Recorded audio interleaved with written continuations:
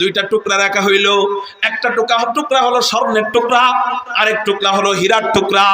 যে কোনো একটাকে পছন্দ করেন তোমাকে নিতে বলা হইল, তুমি নিবা কোনটা? তাই বলে স্বর্ণের দাম কম, স্বর্ণের দাম কম না বেশি, কিন্তু হীরা যখন আইসা যায় আপনার সামনে তখন আপনি নেবেন কোনটা? হীরা। কয় বাবা রে, আমি যদি 15 মিনিট 20 মিনিট আওয়াবিন নামাজ 6 রাকাত পড়ি, আল্লাহ আমাকে অনেক অনেক অনেক বেলা হিসাব সওয়াব দান করবেন, অকল্পনীয় সওয়াব দান করবেন, এটার সওয়াব অনেক বেশি। কিন্তু বাবা এটার সওয়াব আমি পাবো 20 মিনিটের সওয়াব। যে কয় মিনিট আমি নামাজ পড়বো ওই কয় মিনিট সওয়াব, নামাজ শেষ তো সওয়াব বন্ধ হয়ে যাবে। কিন্তু বাবা আমি যদি ওই আমার সামনে আরেকটা অফার আছে, সেই অফার হলো মাজলিসু ফিকহিন খায়রুম মিন ইবাদাতি 60 সানা। আমি যদি তোমাদেরকে আইসা এই ইলমের মজলিসে কিছুক্ষণ সময় দেই, 10 মিনিট সময় বাড়ায়া দেই, 20 মিনিট সময় বাড়ায়া দেই, এই 20 মিনিট এখানে শেষ হয়ে যাবে, মাগার আমার এটার সওয়াব কত হবে? কয় 60 বছর লাগাতার আওয়াবিন নামাজের চেয়েও আমার এখানের 20 মিনিট সময় দেওয়ার সওয়াব আল্লাহর কাছে আমি বেশি পেয়ে যাব। একটা মজলিসের সওয়াব কয়টা?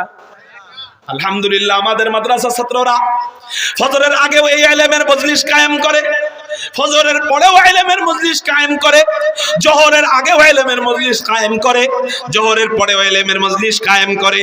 অনেক মাদ্রাসায় আসরের পরেও ইলমের মজলিস দেখবেন কিছু ছাত্ররা খেলে আর কিছু ছাত্ররা মসজিদে বসে বসে পড়ে। আবার মাগরিবের পরেও ইলমের মজলিস কায়েম করে, ঘুমানোর আগ পর্যন্ত ইলমের মজলিস কায়েম করে।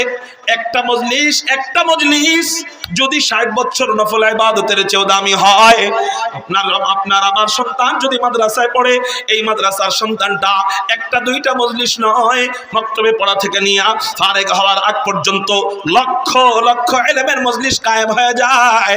তাহলে বলেন কত না জানি সওয়াবের ভান্ডার নিয়ে বের হবে। ইলমের 1 নাম্বার ফজিলত গেল। 2 নাম্বার ফজিলত তিরমিজি শরীফের মধ্যে নবীজি জানায় দেয়, ক্বালা রাসূলুল্লাহ সাল্লাল্লাহু আলাইহি ওয়াসাল্লাম, মান সালাকা তারিকান ইয়ালতামিসু বিহি ইলমান সাহালাল্লাহু বিহি তারিকাম মিন তুরুকিল জান্নাহ ওয়া ইন্নাল মালাইকাতা লা তাদউ আজনিহাতাহা রিদান লিতালিবিল ইলম ওয়া ইন্না তালিবাল ইলমি লা ইস্তাগফিরু লাহু মান ফিস সামাই ওয়াল আরদ হাত্তা الحيتان في الماء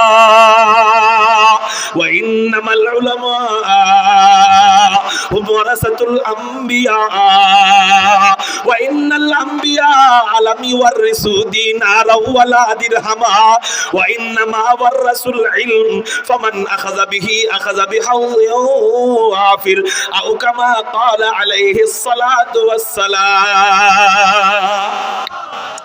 নবীজি তিরমিজি শরীফের মধ্যে বলেন, ইলম অর্জনের 2 নাম্বার ফজিলত, মান সালাকা তারিকান ইয়ালতামিসু বিহি ইলমান সাহালাল্লাহু বিহি তারিকাম মিন তুরুকিল জান্নাহ। নবীজি বলেন, যে ব্যক্তি ইলম অর্জনের জন্য কোন পথে চলে, আল্লাহ পাক রব্বুল আলামিন তার জন্য জান্নাতের রাস্তা সহজ করে দেয়।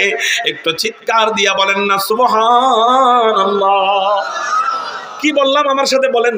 যে ব্যক্তি, সবাই বলেন, ইলম অন্বেষণের জন্য। ভাই এই ছোট ভাই কই যান? হ্যাঁ বসেন। 2 জন মিলে একসাথে টয়লেট ধরে জীবনে? ধরলে একজনের ধরে, একসাথে 2 জনের ধরে? মনে করছে অন্য হুজুর। খুব মনোযোগ ভাই, আমি তো আপনাদের সামনে লাইলি মজনুর প্রেম কাহিনী শুরু করতে পারতাম না? শুরু করছি কোরআন দিয়া, হাদিস দিয়া। কেন? যে মনোযোগ দিয়ে শুনবে, ভালো না লাগলেও মনোযোগ দিয়ে আর আবেগ দিয়ে শোনার কারণে আল্লাহ পাক রব্বুল আলামিন তার দিলের ভিতরে কোরআন এবং হাদিসের নূর ঢুকায় দিবে।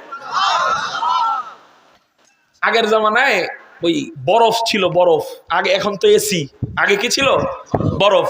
ওই বড় লোকের ধনির বাড়ির ভিতরে ওই বরফ ঢুকানো হইতো, যারা চাকর আছিল একটা বরফ শেষ আবার আরেকটা বরফ আইনা ঢুকাইতো। তো এই বরফের কাজ কি? বরফের যে ঠান্ডা দেয়, ঠান্ডা বুঝা নেওয়া লাগবে না, বরফের ঠান্ডা শরীরে অটোমেটিক লাগতে থাকবে, ঠিক না ভাই? ঠিক। ওই এসির তো পাওয়ার বাড়াও কমাও, গরম দেও আবার ঠান্ডা বাড়াও, ফ্যানের বাতাস বাড়াও, বরফের এগুলো ছিল না। সামনে ছিল মানুষ, সামনে ছিল, বাস আস্তে আস্তে ওই বরফের ঠান্ডা পুরো শরীরকে শীতল করে দেয়। কোরআন হাদিসের আলোচনা এত বুঝার দরকার নাই, মনোযোগ দিয়ে শুনবেন, আবেগ নিয়ে শুনবেন, দিলকে ঠান্ডা করে দিবে। এজন্য একজনও উঠবো না। ওয়াদাটা দিতে পারবেন কারা কারা? আল্লাহু আকবার বলে হবে। আল্লাহ তুমি হাতগুলারে কবুল করে নাও, সবাই বলি আমিন। হাত নামান। মুহতারাম হাজিরিন, নবীজি বলতেছেন যে ব্যক্তি ইলম অর্জনের জন্য কোন পথে চলবে, আল্লাহ পাক রব্বুল আলামিন তার জন্য জান্নাতের রাস্তাকে সহজ করে দিবেন। একটু চিৎকার দিয়া বলেন সুবহানাল্লাহ। এটার ব্যাখ্যা কি? এটার ব্যাখ্যা হলো যে ব্যক্তি আলেম হবে সে নামাজের মাসালা জানবে, সে রোজার মাসালা জানবে, সে রোজা ভাঙার কারণ কি জানবে, নামাজ ভাঙার কারণ কি জানবে, ওযু ভাঙার কারণ কি জানবে। এই প্রত্যেকটা মাসালা মাসাইল জানার কারণে আল্লাহ পাক রব্বুল আলামিন তার জন্য জান্নাতের রাস্তা সহজ করে দিবে। যেমন একটা উদাহরণ দিই, এক ব্যক্তি আমাদের এলাকায় নামাজি, পাক্কা নামাজি, একটা ওয়াক্ত নামাজ ওনার মিস হয় না। নামাজ পড়তে পড়তে ওনার কপালে কালো দাগ পড়ে গেছে। তো একদিন আমার কাছে বলতেছে, বাবা একটা প্রশ্ন করব তোমাকে, একটা মাসআলা, আমি লজ্জার কারণে কাউকে জিজ্ঞাসা করি না। প্রায় 2 বছর ধরে আমার দিলের ভিতরে একটা ভয়, একটা মাসআলা তোমাকে জিজ্ঞাসা করি, বাবা এই মাসআলাটার উত্তর আমাকে বের করে দাও। তা আমি বললাম কি মাসআলা? বলে যে আমার 2 বিবি আছে। কয় বিবি? বিবি কয়টা? 2টা। তো 2টা বিবি আছে, একটা বিবি তো আমার প্রথম বিবি, আর দ্বিতীয় বিবি যে, সেই দ্বিতীয় বিবি তার আগের স্বামীকে ডিভোর্স দিয়ে চলে আসছে। ডিভোর্স দিয়ে চলে আসছে। তো আমি এই বিবিকে বিবাহ করেছি। তো বিবাহ করার পর এখন আমি দ্বিতীয় বিবির কাছে বেশি থাকি, প্রথম বিবির কাছে কম থাকি। তো মাসআলা নাকি আছে প্রথম বিবির কাছে একদিন, দ্বিতীয় বিবির কাছে একদিন। 2 বিবি থাকলে দুজনকে সমান সমান ভাগাভাগি করে থাকতে হয়। তার কাছে 1 রাত, তার কাছে 1 রাত, প্রথম বিবির কাছে 1 রাত, দ্বিতীয় বিবির কাছে 1 রাত। তো আমি প্রথম বিবির কাছে কম থাকি, দ্বিতীয় বিবির কাছে বেশি থাকি। এরকম 2 বছর হয়েছে আমাদের বিয়ে হয়েছে। বাবা এখন বলো, আমি যে দ্বিতীয় বিবির কাছে বেশি থাকি এই জন্য কি আল্লাহ আমাকে গুনাহ দিবে? তো আমি বললাম যে ভাই, দ্বিতীয় বিবির কাছে বেশি থাকেন, আল্লাহ আপনাকে গুনাহ দিবে কিনা এটা তো পরের কথা। আগে বলেন বিবিটা যে চলে আসছে, আপনি বললেন যে মাত্র বিবি ডিভোর্স দিয়ে চলে আসছে, বিবি আবার ডিভোর্স দেয় কেমনে? কেন বিবি ডিভোর্স দিতে পারে না? বিবি সরকারি খাতা কলমে নিয়ম কানুন আছে, ওইরকম নিয়ম কানুন অনুযায়ী বিবিকে স্বামীকে ছাইরা দিয়ে চলে আসছে। তো স্বামী তালাক দেয় নাই? না, স্বামী তালাক দেয় নাই। কে তালাক দেয় নাই? স্বামী তালাক দেয় নাই। পরে আমি কইলাম ভাই, আপনি উত্তম অনুত্তম জিগাইতেছেন যে কোন বিবির কাছে বেশি সময় দেওয়া উত্তম। আপনি উত্তম অনুত্তম পরে আপনি তো 2 বছর জিনা করছেন। কি করছেন? কেন? আপনার দ্বিতীয় বিবির বিয়া হইতে হয় নাই, কারণ সে তো এখনো প্রথম স্বামীর ঘরে আছে। প্রথম স্বামী এখনো তালাক দেয় নাই, আর সে মুখে ডিভোর্স বলে চলে আসলে হইল? বিবি মুখে ডিভোর্স বলে চলে আসলে হবে? স্বামী যদি অনুমতি না দেয়, বিবির উপরে তালাকের ভার না দেয়, তাহলে তো মুখে স্ত্রী ডিভোর্স বলে চলে আসলে হবে না। কয় হুজুর কি কও এটা? তুমি কি কও এটা? হ্যাঁ হ্যাঁ, আমি তো মাকরু উত্তম অনুত্তম কোনটা আমি এটা জানতে আইছি। এখন দেখি যে আমি পুরো 2 বছর হারাম কাজ করছি। এখন তো বেচারা কান্না আরম্ভ করে দিছে। বেটা তাবলিগওয়ালা, কপালের মধ্যে নামাজের দাগ, আল্লাহওয়ালা মানুষ দেখতে মনে হয়, হ্যাঁ এখন কান্না আরম্ভ করে দিছে আল্লাহর ভয়ে। হ্যাঁ হ্যাঁ বাবা, আমি তো না বুঝা করছি, এখন কি আল্লাহ আমাকে গুনাহ দিবে? হ্যাঁ গুনাহ তো দিবেই, তওবা করতে হবে। আপনি আজকে আলেমের কাছে জিগে এলেন, দেখে বাইচা গেলেন, কিন্তু যদি না জিগে এইভাবে কবরে যেতেন। হ্যাঁ বলেন। এই জন্য যেই ব্যক্তি আলেম হয় না তার জন্য জান্নাতের রাস্তায় চলতে একটু কঠিন হয়ে যায়। কোন জায়গা দিয়ে যে সে আটকায় যাবে সে নিজেও বুঝবে না। কিন্তু একজন আলেম যে আপনি তার সামনে কাপড় ধুইবেন, 3 বার পাক করবেন, পাক কইরা এক জায়গায় রাখবেন, আপনারা সে বাধা দিব, কাই এখানে রাখবা না, কারণ এই জায়গায় আরেকজনে নাপাকি ছিটায় গেছে, অতএব এই জায়গায় তুমি রাখতে পারবা না। তুমি কাপড় ধোয়ার পরে যে আলেম নয় সে মনে করবে আমি 3 বার ধুইছি, বাস পাক, এবার আমি বেসিনের উপরে রাখি অথবা বালতির ভিতরে রাইখা দিই, এরপরে নিয়ে শুকাই দিব। কিন্তু আলেম বলবে আগে বালতি দৌ, তারপরে তোমার কাপড় ধুয়ে বালতিতে রাখো। ঠিক না ভাই? ঠিক। আগে বেসিন দৌ, তারপরে বা কাপড় দিয়ে বালতিতে রাখো। মুহতারাম হাজিরিন, আলেমের জন্য আল্লাহ জান্নাতের রাস্তা সহজ করে দেয় মাসআলা মাসাইল জানা থাকার কারণে। ঠিক না ভাই? ঠিক। শুধু তাই না, পরিবেশের ক্ষেত্রগুলো যদি আপনি একটু দেখেন, পরিবেশের ক্ষেত্র, হঠাৎ আপনি নামাজি হয়েছেন, বিবিকে বলতেছেন বিবি সাহেবা আজকে আমি অসুস্থ, তুমি একটু আমার ফজরের সময় জাগায় দিও, অসুস্থতার কারণে আমি জাগনা পাই না। যেই আপনি নামাজি কিন্তু আপনার বিবি নামাজি নয়, তো বিবি জীবনে নামাজ পড়ে নাই, সে অসুস্থ হওয়ার কারণে আপনাকে ফজরের সময় জাগায় দিতে পারবে? যে জীবনে পড়ে নাই হে পারবে ফজরের সময় জাগায় দিতে? জান্নাতের রাস্তা আপনার জন্য কঠিন হয়ে গেল কিনা? আপনাকে আল্লাহ হেদায়েত দিছে, এখন আপনি টিভি ঘর থেকে নামাইতে চাইতেছেন, কিন্তু পোলাপান কইতেছে টিভি ঘর থেকে নামাইলে স্কুলে যাবো না, কলেজে যাবো না, ভাত খাবো না। পারতেছেন? জান্নাতের রাস্তায় চলতে পারতেছেন আপনি কেন? আপনার পরিবেশটা অন্যরকম হয়ে গেছে। আপনার ঘরের ভিতরে কোরআনী চর্চা না থাকার কারণে, ইলম চর্চা না থাকার কারণে, হাদিসের নূর ঘরে না থাকার কারণে আপনার সিচুয়েশন এলোমেলো হয়ে গেছে। আপনি চাইলেও আল্লাহকে পাইতেছেন না, আপনি চাইলেও জান্নাতের রাস্তায় চলতে পারতেছেন না। কিন্তু আলহামদুলিল্লাহ আমাদের ঘর ওইরকম পরিবেশ, আমাদের মাদ্রাসা ওইরকম পরিবেশ, আমাদের ফ্যামিলি ওইরকম পরিবেশ, আমাদের ঘরে টিভি নাই, ছোট্ট সময়ের থেকে সবাই নামাজি হয়ে বড় হয়। আল্লাহ আমাদের জন্য জান্নাতের রাস্তা এত সহজ করে দিলেন, আপনারা সুদ ছাড়া চলতেই পারেন না, আমাদের সুদ লাগেই না। কেন এত সহজ? কেন আমাদের জিন্দেগি এত সহজ? এই জন্যই নবীজি বলতেছেন এটা, মান সালাকা তারিকান ইয়ালতাবিসু বিহি ইলমান সাহালাল্লাহু বিহি তারিকাম মিন তুরুকিল জান্নাহ। যে ব্যক্তি ইলম অর্জনের জন্য কোন পথে চলবে, আল্লাহ পাক রব্বুল আলামিন তার জন্য জান্নাতের রাস্তা সহজ করে দিবেন। একটু চিৎকার দিয়া বলেন সুবহানাল্লাহ। ইলম অর্জনের 2 নাম্বার ফজিলত নবীজি 3 নাম্বার বলেন, ওয়া ইন্নাল মালাইকাতা লা তাদাউ আজনিহাতাহা রিদাল লিতালিবিল ইলম। নবীজি বলেন আল্লাহ পাক রব্বুল আলামিন আসমান এবং জমিনের ফেরেশতাদেরকে বলেন, ও আমার ফেরেশতারা, ও আমার ফেরেশতারা, এই বাচ্চাটা, যেই বাচ্চাটা কোরআন শিখার জন্য, হাদিস শিখার জন্য মাদ্রাসায় যায়, কোরআন শিখার জন্য মাদ্রাসায় যায়, এখনো আলেম হয় নাই, এখনো তলবে ইলম হয় নাই, শুধু আলিফ শিখার জন্য বের হইছে, বা শিখার জন্য বের হইছে, তা শিখার জন্য বের হইছে। আল্লাহু আকবার, আল্লাহু আকবার। এই আলিফ শিখার জন্য বের হইছে, বা শিখার জন্য বের হইছে, তা শিখার জন্য বের হইছে, এখনো শিখে নাই, কিন্তু শিখার জন্য বের হইছে। আল্লাহ পাক রব্বুল আলামিন ফেরেশতাদেরকে ডাক দিয়া বলেন, ও ফেরেশতারা, তোমাদের নূরের দামি দামি পাখাগুলা ওই বাচ্চার পায়ের নিচে বিছাইয়া দাও। তোমাদের নূরের দামি দামি পাখাগুলা ওই বাচ্চার পায়ের নিচে বিছাইয়া দাও। আমাদের অবস্থা কি? আমাদের অবস্থা হলো, আমাদের সন্তান বিসিএস ক্যাডার হইছে, লাল গালিচার উপর দিয়া হাইটা হাইটা যায়, আমরা মনে মনে বলি, এই চিনো আমাকে? কে? ভাই কে তুমি? আমার সন্তান বিসিএস ক্যাডার হইছে, লাল গালিচার সংবর্ধনা পায়, তো লাল গালিচার সংবর্ধনা পায়, এই জন্য আমি সমাজে গর্বিত হয়ে যাই। ওই লাল গালিচার উপর দিয়া সন্তান হাইটা যায়, এই জন্য তুমি গর্বিত, তাই না? অথচ লাল গালিচার কি দাম? গুলিস্তানের হকাররা এই লাল গালিচা পাপোশের সাইজে কাইটা কাইটা 20 টাকা, 25 টাকা, 30 টাকা দিয়া পাপোশ হিসাবে বিক্রি করে। এবার আপনারা বলেন, 30 টাকার পাপোশ ধনীরা নেয় না ফকিন্নিরা নেয়? সবাই বলেন, ফকিন্নিরা নেয়। ধনীরা কি নেয়? ধনীরা 500 টাকার পাপোশ কিনে, ভালো ভালো গালিচা কিনে, আর গরিবরা কি কিনে? 30 টাকার পাপোশ কিনে। আচ্ছা, তোমার পোলায় কোন গালিচার উপর দিয়া হাঁটে? ফকিন্নির পাপোশের উপরে হাঁটে, ঠিক না বে ঠিক? এই জন্য তুমি এত খুশি, তোমার পোলায় ফকিন্নির পাপোশের উপরে হাঁটে, এটার নাম লাল গালিচা, এই জন্য তুমি এত খুশি। আলহামদুলিল্লাহ, আলহামদুলিল্লাহ। আমাদের সন্তানরা কিসের উপর দিয়ে হাঁটে? আমাদের সন্তান 7 আসমান এক পাল্লায়, 7 জমিন এক পাল্লায়, 7 আসমান এবং জমিনের মাঝখানে যা যা যা যা কিছু আছে সব সম্পত্তি এক পাল্লায়। আর এক পাল্লার মধ্যে ফেরেশতাদের নূরের একটা মাত্র পর রাখা হবে। কয়টা পর? সম্পূর্ণ পাখা না, একটা মাত্র পর। ফেরেশতার নূরের পাখা একটা মাত্র পর আরেক পাল্লায় রাখা হবে। আল্লাহ পাকের জাত ও ইজ্জতের কসম করে বললেও ভুল হবে না, 7 আসমান 7 জমিনের চেয়েও ফেরেশতার একটা নূরের পাখার দাম আল্লাহর কাছে কোটি গুণ বেশি। আর আসতে বলেন সুবহানাল্লাহ।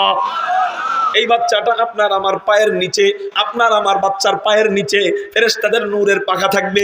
ইলম অর্জনের 3 নম্বর ফজিলত বলে ফেরেশতাদের নূরের পাখা আপনার আমার বাচ্চার পায়ের নিচে থাকবে। ইলম অর্জনের 4 নম্বর ফজিলত, আল্লাহু আকবার, হুজুর আকরাম সাল্লাল্লাহু আলাইহি ওয়াসাল্লাম তিরমিজি শরীফের মধ্যে জানায়া যায়, ওয়া ইন্না তালিবাল ইলমি লা ইস্তাগফিরু লাহু মান ফিস সামাই ওয়াল আরদ হাত্তাল হাইতানু ফিল মা।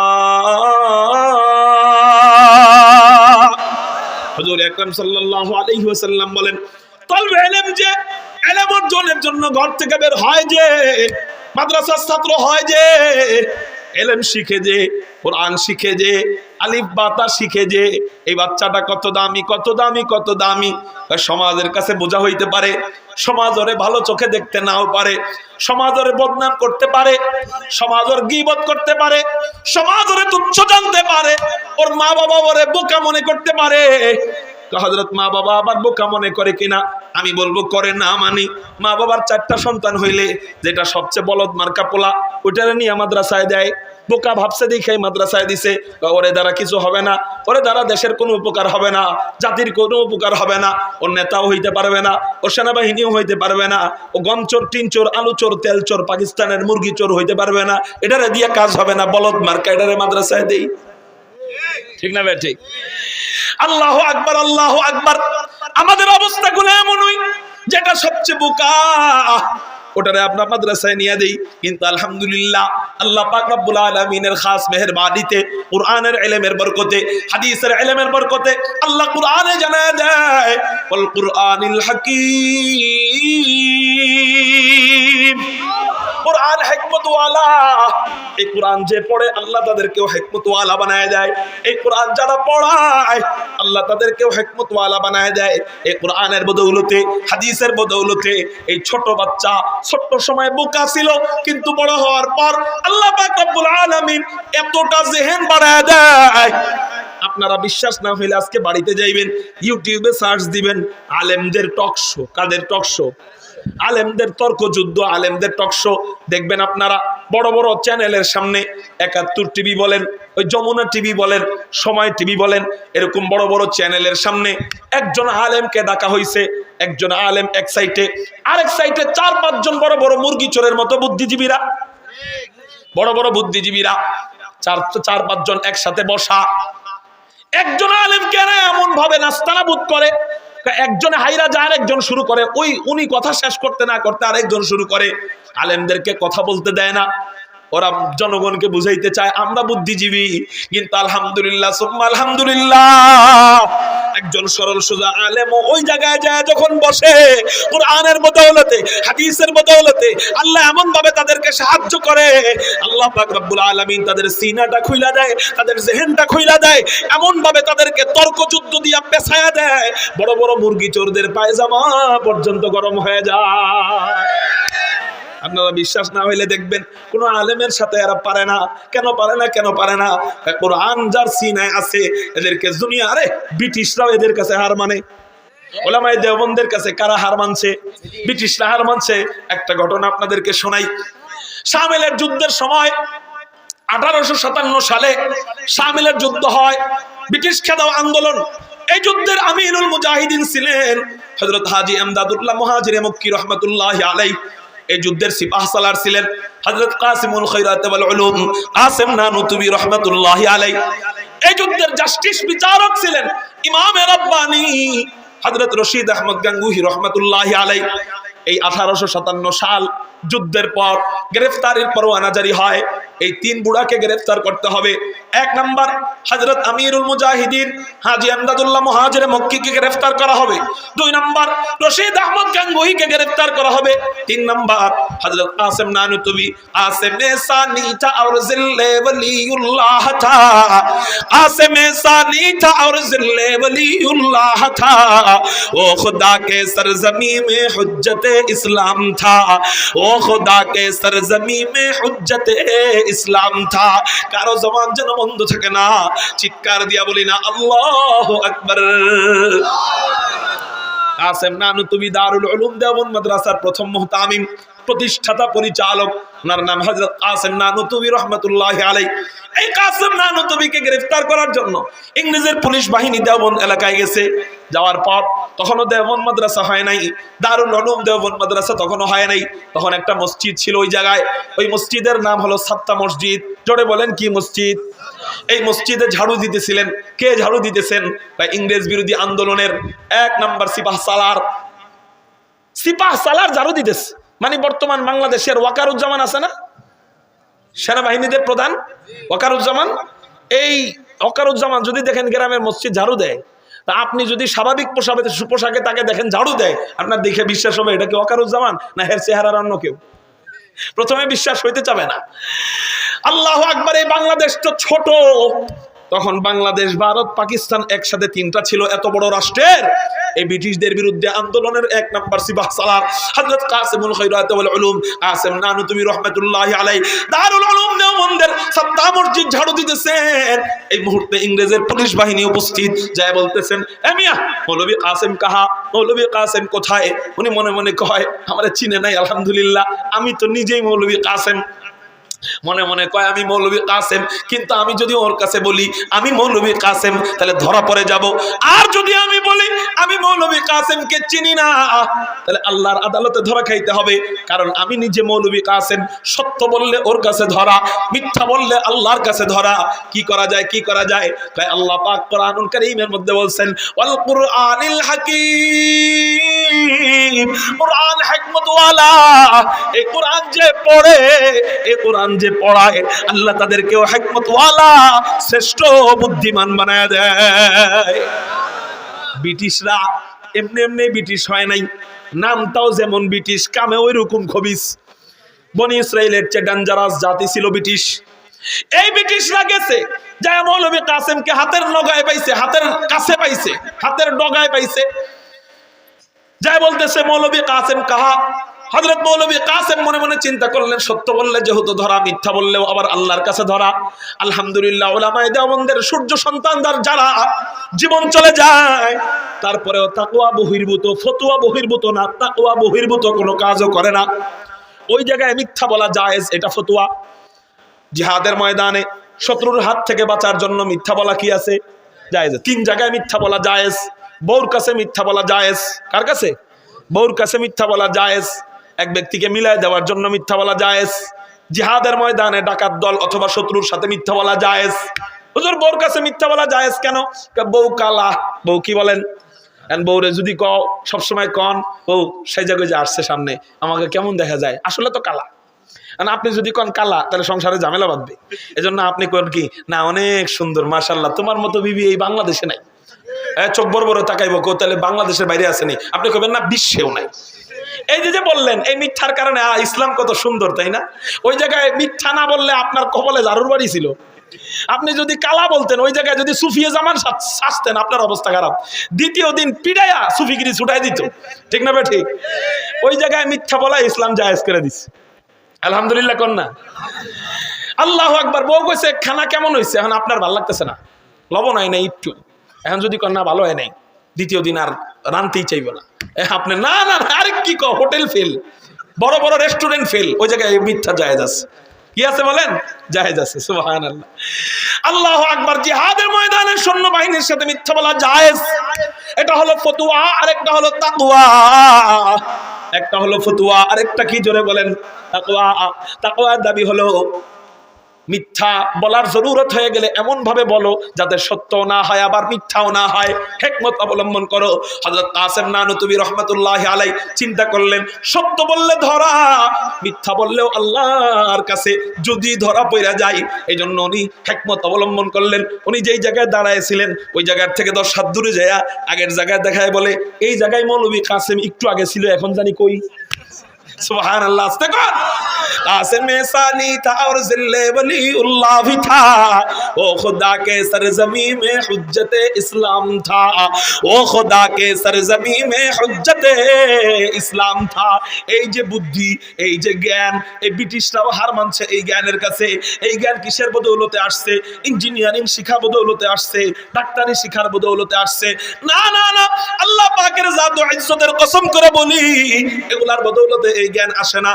এই জ্ঞান আসে ওই যে আলিফ শিখার বদৌলতে, বা শিখার বদৌলতে, তা শিখার বদৌলতে, আলহামদুলিল্লাহ রাব্বিল আলামিনের বদৌলতে, আর রহমানির রহিমের বদৌলতে। আল্লাহ ওই বোকা বাচ্চাটাকেও একদিন জামানার শ্রেষ্ঠ বুদ্ধিজীবী ওলিয়ে জামান বানায় দেয়।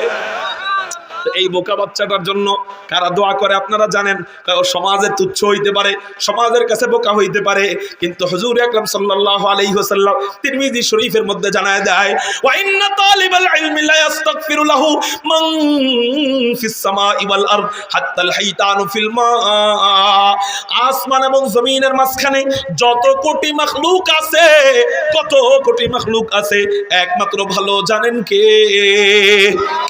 কেউ কেউ বলেন 18,000 কোটি মাখলুক, এটা হাসা হাসা মিছা কথা। 18,000 কোটি মাখলুক এটা মানুষ বলতে পারবে না, কারণ মানুষ যখন গণনা করবে ওনার জ্ঞান অনুযায়ী গণনা করবে, কিন্তু জ্ঞানের বাহিরেও আল্লাহ কত মাখলুক বানায় রাখছেন। কয়দিন পর পর ধরা পড়ে সমুদ্রে নতুন নতুন প্রাণী, কয়দিন পর পর ধরা পড়ে মাটির নিচে নতুন নতুন প্রাণী। পৃথিবীর কেউ এগুলার নাম বলতে পারে না, নতুন করে নাম দেয়। আল্লাহ কত কোটি মাখলুক বানাইছেন একমাত্র ভালো জানেন আল্লাহ। নবীজি বলেন এই সমস্ত মাখলুকেরা একত্রে মিলে একটা মাদ্রাসার ছাত্রের জন্য, একটা তলবে ইলমের জন্য আল্লাহর কাছে ক্ষমা চাইতে থাকে। একটু চিৎকার দিয়া বলেন না সুবহানাল্লাহ। নবীজি বলেন হাত্তাল হাইতানু ফিল মা, গভীর সমুদ্রের যে মাছ, গভীর সমুদ্রের মাছ, যেই মাছ জীবনে আমরা সরাসরি যায় দেখি নাই, হয়তো বাজারে সমুদ্রের কোনো মাছ আসলে সেটা মরা আসে, কিন্তু জীবিত মাছ, যেই মাছ আল্লাহর কাছে দোয়া করতে পারে, ওই মুহূর্তে আমরা যায় জীবনে হয়তো সরাসরি দেখি নাই, টিভির মধ্যে দেখতে পারেন অথবা মোবাইলে দেখতে পারেন, কিন্তু বাস্তবে কখনো যেই মাছকে দেখি নাই। নবীজি বলেন হাত্তাল হাইতানু ফিল মা, ওই গভীর সমুদ্রের পানির মাছ, এই মাছও আপনার আমার সন্তানের জন্য যদি ওই মাদ্রাসার ছাত্র হয়ে থাকে, ও তলবে ইলম হয়ে থাকে, ওই মাদ্রাসায় পড়ে থাকে, ওই সন্তানের জন্য ওই গভীর সমুদ্রের মাছগুলাও আল্লাহর কাছে ক্ষমার দোয়া করতে থাকে। আল্লাহ তুমি অমুক মাদ্রাসার আব্দুর রহমান নামক ছাত্রকে মাফ করে দিও, অমুক মাদ্রাসার আব্দুল্লাহ নামক ছাত্রকে মাফ করে দিও, এরকম করে আল্লাহর কাছে ক্ষমা চাইতে থাকে। একটু চিৎকার দিয়া বলেন না সুবহানাল্লাহ। কয়টা প্রাণী দোয়া করে? একটা না, সব। একটা প্রাণীর দোয়া কাজে লেগে গেলে, একটা প্রাণীর দোয়ার কারণে বেশ্যাকে আল্লাহ জান্নাত দিয়া দেয়। বুখারী শরীফের ঘটনা, এক মহিলা বেশ্যা, মহিলা পতিতালয়ের নারী, এক তৃষ্ণার্ত কুকুরকে পানি পান করাইছে, সওয়াবের নিয়তে করায় নাই যে পানি পান করাই সওয়াব হবে, কারণ বেশ্যা মহিলার কাছে আর সওয়াব কি আর গুনাহ কি, ওর কাছে সবই তো সমান সমান। ও সওয়াবের নিয়তে পানি পান করায় নাই, ও এমনিই পানি পান করাইছে। কিন্তু কুকুরটা নাপাক প্রাণী কুকুর। এই কুকুর কেমন নাপাক? মানুষের মল পায়খানা অথবা পেশাব কোনো গায়ে লাগলে 3 বার ধুইলেই শেষ, কিন্তু কুকুরের মলও দরকার নাই, পেশাবও দরকার নাই, শরীরের পানির ছিটা, এই ছিটা যদি কারো গায়ে লাগে কমপক্ষে 7 বার ধুইতে হয়। এত নাপাক প্রাণী এই কুকুর। এই কুকুর আল্লাহর কাছে দোয়া করে, আল্লাহ এই মহিলাটা আমাকে পানি পান করাইছে, মালিক তুমি তারে ভুইলা যাও না, তুমি তাকে কবরে শাস্তি দিও না, তুমি তাকে হাসরের মধ্যে ধইরো না, তুমি তাকে জাহান্নাম দিও না। একটা নাপাক প্রাণী কুকুর, একটা তুচ্ছ প্রাণী কুকুর, এই কুকুর আল্লাহর কাছে দোয়া করার কারণে আল্লাহ পাক রব্বুল আলামিন এক পতিতালয়ের বেশ্যা নারীকেও মাফ কইরা জান্নাতের আলা মাকাম দিয়ে দিছে। শুধু মাকাম দিছে তাই না, এই খবর আবার সরকারে দো জাহা আহমদে মুজতাবা মুহাম্মদুর রাসূলুল্লাহ সাল্লাল্লাহু আলাইহি ওয়াসাল্লামের কান পর্যন্ত পৌঁছাইছে। শুধু কান পর্যন্ত পৌঁছাইছে তা না, ওইটা আবার কিতাবে হাদিস আকারে লিপিবদ্ধ হয়েছে। শুধু হাদিস আকারে লিপিবদ্ধ হয়েছে তা না, এই হাদিস কিয়ামত পর্যন্ত যত ছাত্ররা পড়বে সবাই ওই মহিলার জন্য, ওই মহিলার ঘটনা শুইনা সবাই এখান থেকে ইবরত শিক্ষা হাসিল করতেছে। সুবহানাল্লাহ বলে। তাহলে এক কুকুরের দোয়ার বদৌলতে পুরা বিশ্বে আল্লাহ এই মহিলাকে পরিচিত করে দিল। মানুষের নেক নজর ওই মহিলার উপর, নেক দোয়া এখনো পড়তেছে। এই যে এখন আপনাদের সামনে যে কথাটা বললাম, এটাও একটা এই মহিলার ব্যাপারে দোয়া। মুহতারাম হাজিরিন, তাহলে বলেন একটা প্রাণীর দোয়ার বদৌলতে, নাপাক প্রাণীর দোয়ার বদৌলতে যদি একজন বেশ্যাকে আমার মালিক মাফ করে দিতে পারে, আপনার আমার নাতি, আদরের বড় আদরের নাতি না, আপনার আমার সন্তান বড় আদরের সন্তান, তাই না? ওর জন্য আসমান জমিনের এক কুকুর নয়, কোটি কোটি প্রাণী দোয়া করবে, ওই সন্তান রেখে আল্লাহ মাফ না করে পারবে? হ্যাঁ, চান না ও মাফ পাক? চান না ও জান্নাতি হোক? 4 নম্বর ফজিলত, ইলম অর্জনের 4 নম্বর ফজিলত, আসমান জমিনের সমস্ত মাখলুকের জন্য দোয়া করবে। ইলম অর্জনের 5 নম্বর ফজিলত, হুজুর আকরাম সাল্লাল্লাহু আলাইহি ওয়াসাল্লাম বলেন, ওয়া ইন্নামাল উলামা হুম ওয়ারাসাতুল আমবিয়া ওয়া ইন্নাল আমবিয়া লাম ইওয়ারিসু দিনারা ওয়ালা দিরহামা ওয়া ইন্নামা ওয়ারাসুল ইলম ফামান আখাযা বিহি আখাযা বিহাযযিন ওয়াফির। হুজুর আকরাম সাল্লাল্লাহু আলাইহি ওয়াসাল্লাম এবার জানায়া দেয়, তিরমিজি শরীফের হাদিস, নবীজি বলেন আমি চলে যাচ্ছি তো কি হইছে, আমার জায়গায় আমি বসায় দিয়ে গেলাম। ইন্নামাল উলামা ওয়ারাসাতুল আম্বিয়া, নবীদের ওয়ারিস হবে উলামায়ে কেরামরা। শোনো দুনিয়ার মানুষরা, কুল্লু নাফসিন যায়িকাতুল মাউত, প্রত্যেকটা প্রাণীকেই মৃত্যুর স্বাদ গ্রহণ করতে হবে, প্রত্যেকটা প্রাণী একদিন মারা যাবে। আমি নবীও তো প্রাণওয়ালা মানুষ, তো আমারও মৌত হবে, আমারও চলে যেতে হবে। কিন্তু আমি চলে গেলাম তো কি হয়েছে, আমার জায়গায় আমি, আমার চেয়ার আমি খালি রেখে গেলাম না, এই চেয়ারে আমি বসায় রেখে গেলাম উম্মতের উলামায়ে কেরামদেরকে। এই উলামায়ে কেরাম নবীদের প্রতিনিধি, নবী যেটা বলেন নাই, নায়েবে নবী মানে নবীর প্রতিনিধি। প্রতিনিধি বড় না ওয়ারিস বলো বলেন?